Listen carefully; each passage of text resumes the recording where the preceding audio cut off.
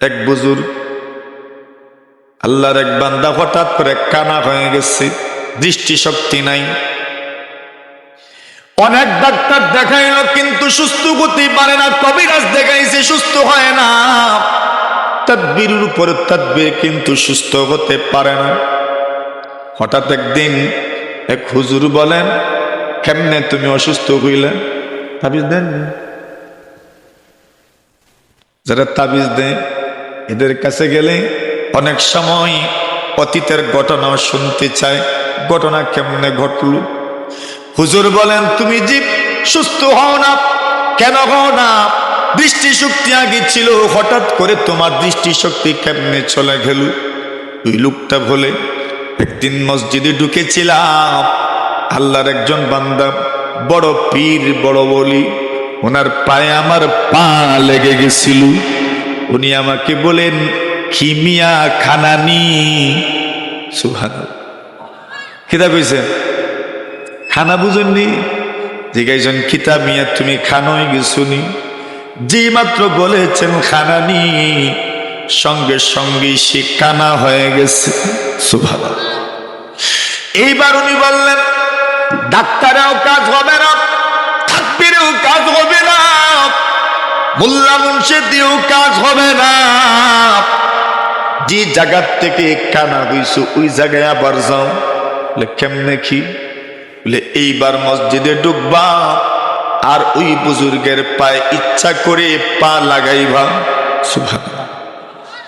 আল্লাহর বান্দা মনে মনে বলে, অনিচ্ছা বশত লাগাইয়াই বাসি না, খান হয়ে গেছি, ইচ্ছা করে যদি লাগাই তবে কোন দোষ হইব? হুজুর বলেন, এইটাই করতে হবে, এছাড়া আর কোনো বিকল্প নাই। আল্লাহর বান্দা মনে মনে ভাবে, এমনিতে তো চোখ নাই, হার গেলে আর কি বাজাবে, রিস্ক নিয়ে নিলাম। আল্লাহর বান্দা খোঁজ নিল, ওই বুজুর্গ মসজিদে আছেন কিনা। খোঁজ নিয়ে দেখা যায় ওই বুজুর্গ মসজিদে আছেন। আল্লাহর বান্দা মসজিদে ঢুকেছি, রাহবারকে বলেছে, কোন দিকে আছেন?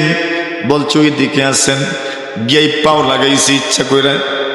এমনিতেই বুজুর্গ বলেন, হিমিয়া দেখো নানি। কি কইছে? আর আগে কি কইছিলেন? খানই গেছি। এখন বলছেন, কি মিয়া দেখো নানি। যেমনে কইছেন দেখো নানি, এমনিতেই তার চোখ ভালো হয়ে গেছে। ঘটনা বলছেন এক বুজুর্গ, রেফারেন্স নাই আমার কাছে, জানি না, হইতে পারে, কুদরত তো আছে আল্লাহ। কথা বলেন ঠিক না? এটার নাম জবান।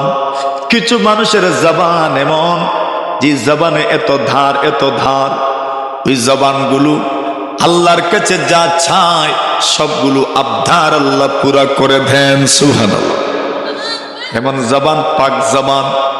এই জন্য হাবিব বলেন, এই দুনিয়াতে যদি কেউ চায়, ভালো করে চাইও, চাওয়ার সময় যদি একটু ঢিলা দেন।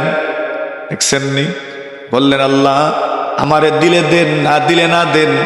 ঠেকছেন মনে আল্লাহ দিতে। রাসূল বলেন, এইভাবে দোয়া করতে নাই, দোয়া যখন করবেন তখন চাওয়ার মতো চাইবেন। সুবহানাল্লাহ।